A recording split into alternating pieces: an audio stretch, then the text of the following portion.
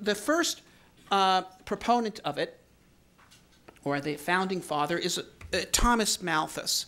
Now, Malthus was an intellectual in the employ of the British East India Company, and he put forth this idea that a population will always outrun food supply. Population expands geometrically, food supply arithmetically.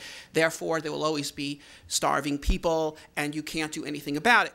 And this was pretty blatantly a justification for the starvation that was being induced in India by his employer through rack renting and taxation policies, and it was shortly after Malthus's death used by his students as a justification for the horrific starvation created in Ireland, and then later on the tremendous horrific famines that occurred in India in the last part of the 19th century as well.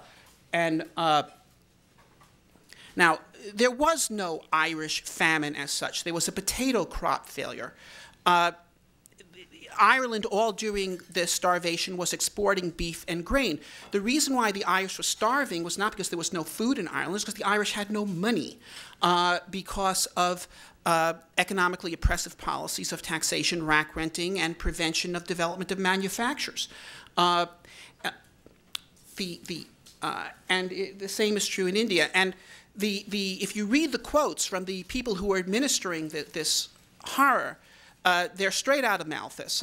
Florence Nightingale went to the British governor of India and said, look, you've got to lift these taxes. These people are starving to death. And he said, if we did that, they would just multiply more and even more people would starve. Okay. So there you have it.